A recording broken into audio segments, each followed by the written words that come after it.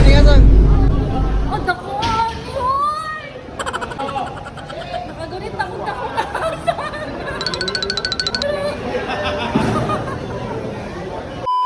Sakto alas 5 ng umaga ay dumating kami dito sa Jensen Fishport. Grabe, ang laki pala. First time ko to. Market 1 to 4 ata ito. Tapos nandito kami sa Market 1 dahil dito mag-rent ng boots. At mali pa nga napuntahan namin. Morning!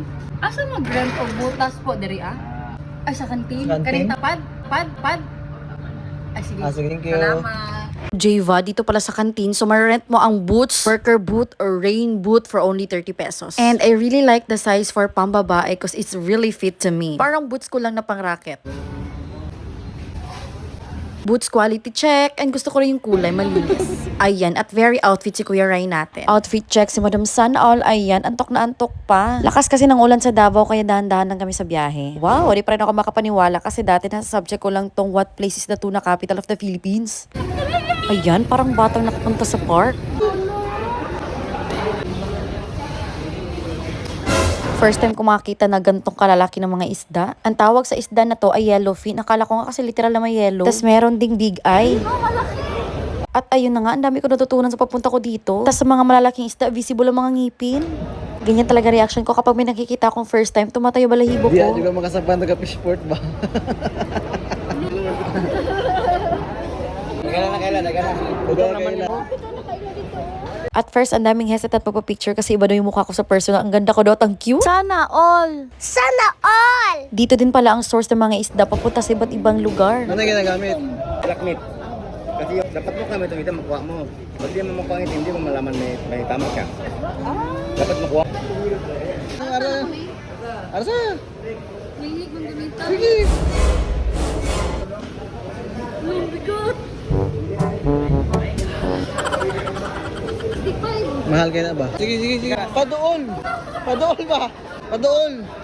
Di siya kabaluan na, boss. Ayaw, kumpiyansa. Katig lang ha. Sige, inay lang. Tanaway mga mota. Ayaw pag i-diretso ha. Ayaw, diretso. Katig lang. Okay. Asa ka sa kanin kuya? Wala na. Tanggal na nila. Sigurang din, kasi wag yung ilang isda ni. Sabi nila balik daw ako mamaya kapag magtatanggal na ulit sila ng hasang para ma-experience ko. Ito naman na isda, tinatawag na malasugi or blue marlin. Kakatanggal lang ng ulo niya at ang kanyang buntot. Ito naman ang mga isda ibinalot na sa plastic dahil road to Japan na ito. At dahil nga curious ako sa bigat niya, gusto ko siyang buhatin. Ayan yung kumul. Dili, para dili mo ugaw. Oo, pati na maugaw. Yan natin mo diri.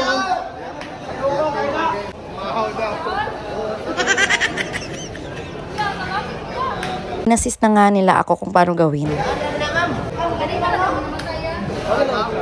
So, bali, may hawakan pala talaga siya sa ilalim. May nakaslide siya na pwede mo ipasok yung kamay mo. Pero hindi ko kaya. Kaya yan yung ginawa ko.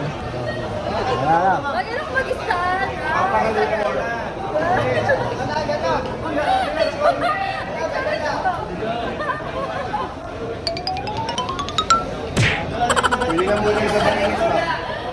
Mulit sa palilis.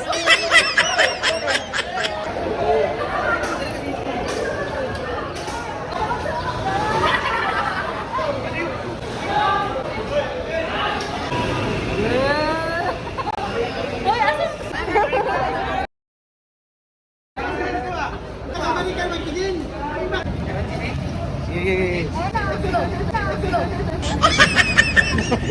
Dito.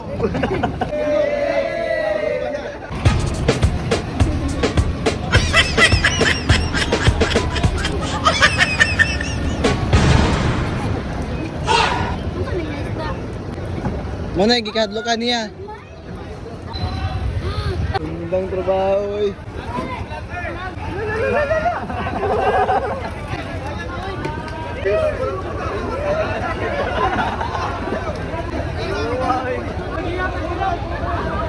Actually, gusto ko di sumakay sa barko. Barko ba tawag dyan? Tapos mag-slide-slide din katulad ng mga ginagawa nila sa mga balding may isda. Kaso natakot ako kasi baka madulas ako. Malalaman mo talagang kilala ka nila at napapanood nila yung mga vlogs mo dahil tinatawag nila ako ng manok, hito, nokos, at ang pinakauna sa lahat, syempre yung isda. Talagang hindi ko in-expect dito dahil ang saya nila kabanding, guys. O, diba? Naghihiyawan ng all. Hindi na ako umabot sa Market 3 and 4 kasi talagang ang laki ng fishport, guys. Dulu. Guniti. Guniti nga sang.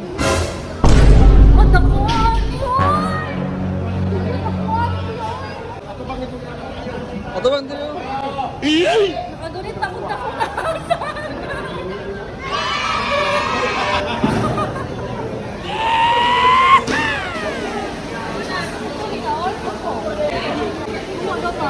Yan, yan naman. Sige. Yan naman lang. Oo. Murag sashimi ba? Takyan mo, masarap no? Yan. Oo, lamig siya. Dito lang. Ano yung isaw-saw halang? Sashimi. Magdala ka. May laylas ah.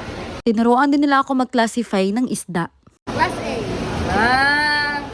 Tapos, yung ito, black meat.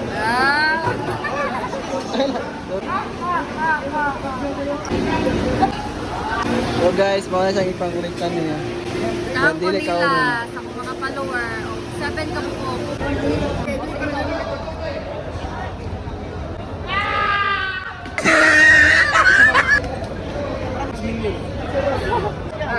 Duduk lagi. Duduk mami, duduk.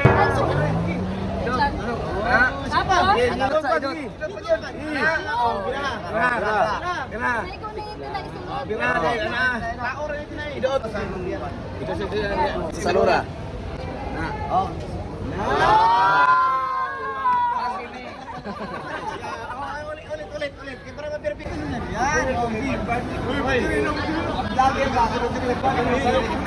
maglalong na din.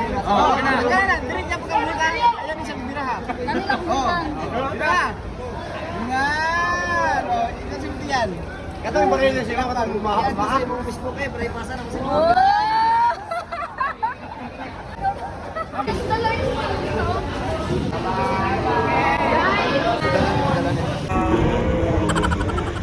Ang dami na.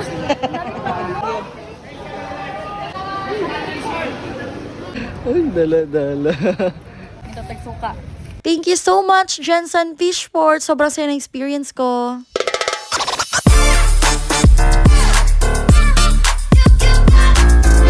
Happy shopping!